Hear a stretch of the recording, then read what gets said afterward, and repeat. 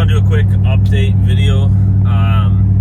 I didn't run any loads this week. We don't have any loads, so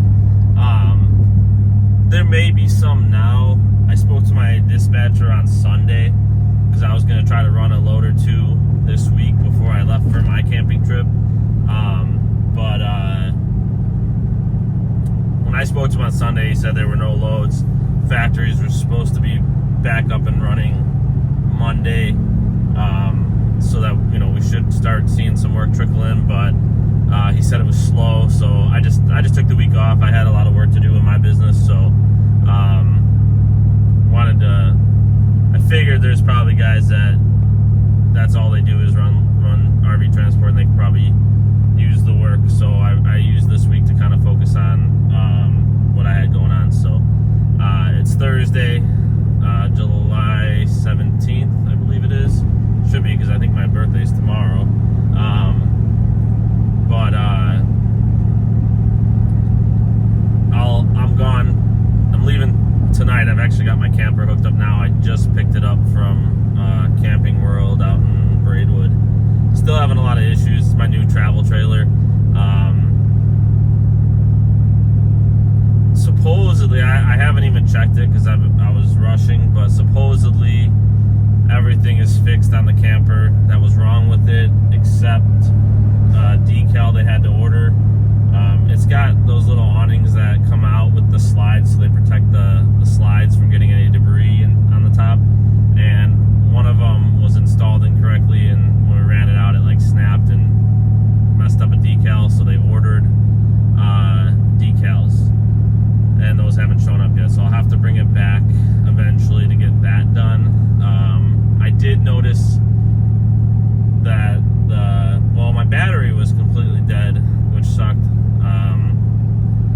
So I'm gonna have to charge that up. Hopefully it'll take a charge. Still fighting those issues with my fuses on my truck. Replaced a couple that are related to trailer towing. Still nothing. It's not registering that. Well, I take it back. It powers like the trailer brakes. It powers the lights on the trailer. It just won't power the jack on the trailer, and I cannot figure out what's causing it.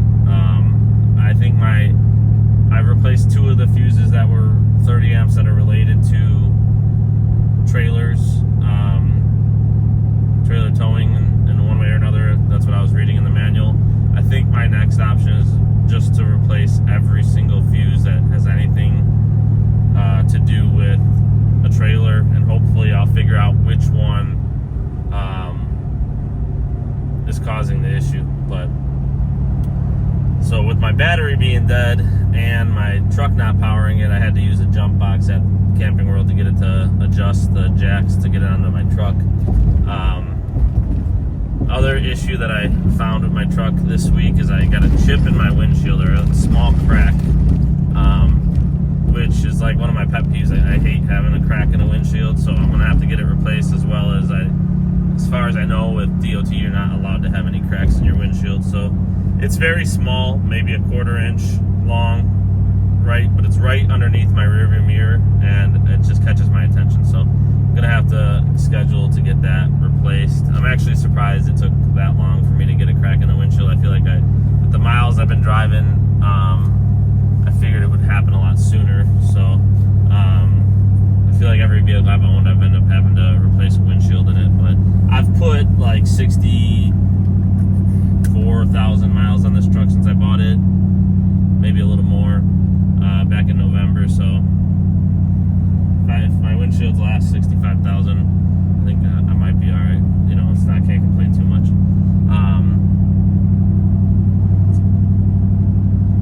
Trying to think if there's that. So yeah, no loads. We're not hiring right now. I did have some people reach out to me. Not hiring, and it wouldn't make sense anyways, because we don't have any loads. So I'll probably do an update video next week, because I obviously am not gonna be doing any loads this week with oh man, that's cool. There's one of those Freightliner things going by. That's a cool truck. Yeah, not gonna be doing any loads this weekend. Going camping, so I'll figure out Sunday or Monday if I've got any work as far as RV transport is related. I'd like to. I mean, it's nice to have that extra income coming in. But I mean, if there's no RV transport next week, I at least have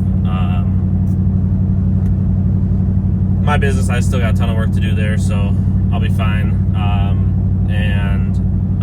I am doing the RV rental, RV share. So I had my first rental go out last weekend. Everything went well. I think I made like $492 what the payout was on it. The guy picked it up Friday, dropped it off Monday, and then it's going out again this coming Saturday, and it's gone for like 8 days, 8 nights, something like that. I think the payout's around $1,000 on that one. So, because I think I give a discount anything over like 3 or 4 nights. So, hopefully that all goes smooth. I got my buddy that's going to be doing the RV transport. He is delivering that camper for me and then picking it up. So, we got his truck set up with he's got an F-150. We got it set up with a brake controller and a weight distribution hitch and stuff, so that'll save me a bunch of time, and I can, he can make some money doing that, and we'll get that thing rented out. Yeah, so that's about the updates on RV transport, no loads, RV share, still kind of figuring it out. I got to get on like Outdoorsy and a couple other ones to try. Because this is my only one I've got booked, and then I don't have any more bookings after that. I would really like to keep this thing booked throughout the season, and then I'm going to try to figure out how I can get someone to rent it long term, like in Florida or something like that. I'm hoping for the winter, just so that it keeps income coming in and it's not just sitting. And then I wouldn't have to pay for the storage, which would be nice, because I pay for indoor storage on my travel trailer. It's like $400 a month, so if I could get it down south, I would save that money on the indoor storage and make money, so that would be cool. I'll kind of keep updating on that, how that goes. Figure out what's going on with this truck. If I get it figured out with my fuses, I will definitely make a video on that, so that if anybody runs into the same issues down the road. But a recap on that, the issue I'm having is when I plug in my 7-pin connector, I'm getting power to the trailer. The lights will work, the trailer brakes will work, but I'm not getting any power to the jack, whether it's a travel trailer or a fifth wheel. So as far as I can tell, that's the only issue, is I'm not powering the jack. I can't figure out what fuse is causing that issue. So yeah, if anybody has had that issue, the truck's a 2019 F350 Power Stroke. If you've had that issue where it's not powering the jacks and you know what fuse it is that's causing it, definitely let me know. When I was just at Camping World, they plugged in like a tester into the 7-pin connector in the bed of the truck for the fifth wheel, and he was showing no power there. And then he also plugged it in down by the bumper, showing no power there. So something that's tied in between the two. Like I said, it's getting power because it is powering the trailer brakes, it is powering the lights. It's just not powering the jack system, which whether I'm doing like RV transport or my own travel trailer, it just creates like a hectic situation.